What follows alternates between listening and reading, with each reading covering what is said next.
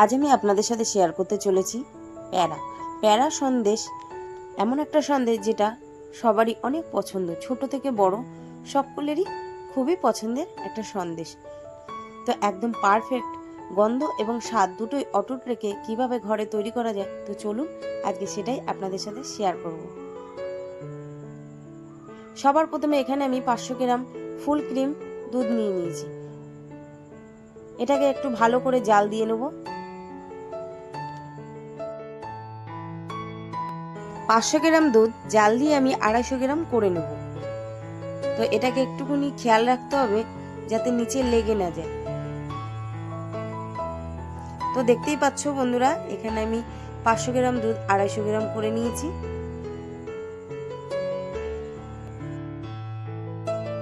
এই পর্যায়ে দুধটা আমি নাবিয়ে নেব। এবারে আমি একটা তাওয়াতে দিয়ে দেবো 2 চামচ চিনি। চিনিটা দিয়ে অবশ্যই প্রথমেই নাড়া যাবে না, প্রথমে একটুখানি গরম হতে হবে। চিনিটা যখন গলে আসবে তখন চামচ দিয়ে নেড়ে নিতে হবে।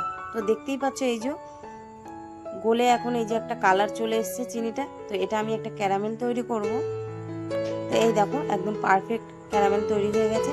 এবারে দুধটা আমার হালকা গরম আছে, সেই পর্যায়ে আমি এখন গ্যাসে বসিয়ে দিয়েছি। এবারে আমি ক্যারামেলটা দিয়ে দেবো। অতিরিক্ত গরম দুধে ক্যারামেল দিয়ে দিলে দুধটা কেটে যাওয়ার সম্ভাবনা থাকে। তো এখন আমি এই দেখো এটাকে আমি নাড়িয়ে নাড়িয়ে এটা গলিয়ে নেব। ক্যারামেলটা এই পর্যায়ে একটু শক্ত থাকবে, ভয়ের কিছু নেই, ক্যারামেলটা গলে যাবে আস্তে আস্তে।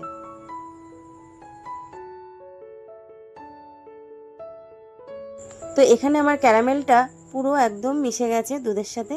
আর দেখতেও পাচ্ছ দুধটা কতটা কালার এসছে, দারুণ একটা সুন্দর কালার এসছে। তো এই পর্যায়ে আমি কি করব, এতে আমি 100 গ্রাম গুঁড়ো দুধ দিয়ে দেবো। এখানে একটা কাপে 100 গ্রাম গুঁড়ো দুধ নিয়ে নিয়েছি। আর দুধটা দিয়ে অবশ্যই সাথে সাথে নাড়তে হবে, নয়তো নিচে লেগে যাওয়ার সম্ভাবনা থাকে। তো এখানে দেখতে পাচ্ছ একটু দানা দানা আছে। তো এটা নাড়তে নাড়তে আর দানা থাকবে না। আর যদি মনে হয় যে দানা আছে তাহলে আলাদা একটা চামচের সাহায্যে এটা একটুখানি মিক্স করে নিতে হবে। তো তোমরা দেখতেই পাচ্ছ এখানে আমি একটা চামচের সাহায্যে দুধটা মিশিয়ে নিচ্ছি, যাতে এখানে কোনো রকমের দানা না থাকে। তো এই সময় আমার গ্যাসের ফ্লেমটা একদমই লো। আর যখন একটুখানি আর একটু বলক উঠে যাবে তখন গ্যাসের ফ্লেমটা মিডিয়ামে দিতে হবে। তো এই দেখো আমি মিডিয়ামে দিয়ে নিয়েছি। অবশ্যই এটা নিজেকে বুঝে নিতে হবে, মিডিয়ামে দিয়ে জাল দিতে হবে, আবার একটু লোতে নিতে হবে যখন এরকম বলক উঠবে। তো আস্তে আস্তে এটা করতে হবে। আর অবশ্যই তোমাদেরকে বলবো যে যখন দুধটা দেবে কড়াইতে সবার প্রথমে তখন একটু জল দিয়ে নেবে আর অনবরত নাড়তে থাকবে। তো আমার এখানে একটা ভুল হয়ে গেছে, তো আমি জলটা দিয়ে নিইনি, তাই নিচে একটু লেগে গিয়েছিল। তার জন্য এই দুধের মিশ্রণটা আমাকে অন্য একটা কড়াইতে নিতে হয়েছিল। তো এই দেখো তোমরা দেখতেই পাচ্ছ কতটা ঘন হয়েছে। আর এখানে আমি 3 চামচ চিনি দিচ্ছি। যেহেতু ক্যারামেলে আমি 2 চামচ চিনি দিয়েছি, তা এটাতে বেশি চিনি লাগবে না। আমি খুব একটা বেশি মিষ্টি পছন্দ করি না, তাই অল্পই দিয়েছি। তো তোমরা চাইলে এতে আরও 1 চামচ অ্যাড করতে পারো। তো এখন চিনিটা দিয়ে আমি আবার অনবরত এটাকে নাড়বো। নাড়তে নাড়তে একটা ডো তৈরি হবে।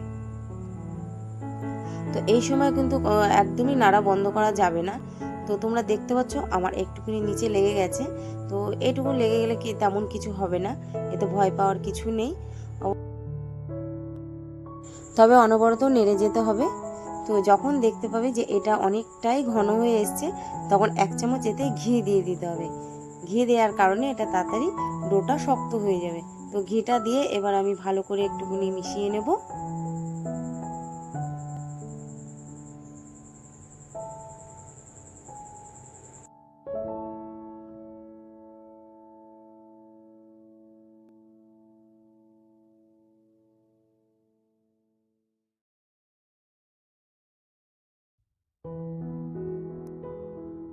তো তোমরা দেখতেই পাচ্ছ কতটা ঘন হয়ে গেছে। তো এখন নামাবার সময় হয়ে গেছে। তো আমি চারপাশ দিয়ে একটু কাচিয়ে ভালো করে দিয়ে এটাকে নাবিয়ে নেব। নাবিয়ে এটাকে একটু ঠান্ডা করে নিতে হবে। তবে এটা আবার বেশি ঠান্ডা করলে হবে না, এটা হালকা গরম থাকতে হবে। তো বন্ধুরা এই যে দেখতে পাচ্ছ আমি নাবিয়ে নিয়েছি। তো এখন হালকা গরম আছে। তো এই পর্যায়ে প্যারাগুলো শেপ দিয়ে নিতে হবে, না হলে এটা বেশি শক্ত হয়ে গেলে তখন আবার শেপ দেওয়া যাবে না। তো এখানে আমি একটা চামচের সাহায্যে একটা মাপ দিয়ে দিয়ে নিয়ে নেব।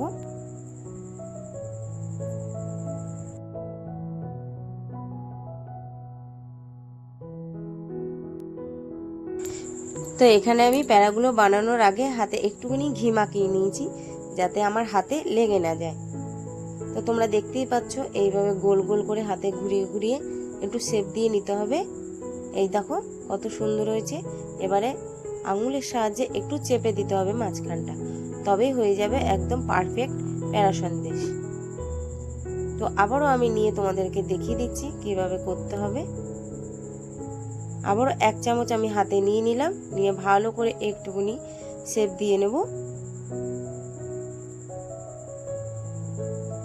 তো তোমরা দেখতেই পাচ্ছ কতটা সহজ। কোনো রকমের ভেজাল ছাড়াই বাড়িতে এইভাবে বানিয়ে বাচ্চাদেরকে দিতে পারো, বাচ্চারা অনেক পছন্দ করে প্যাড়া সন্দেশ। তো একদমই সহজ পদ্ধতিতে তোমাদের সাথে শেয়ার করলাম।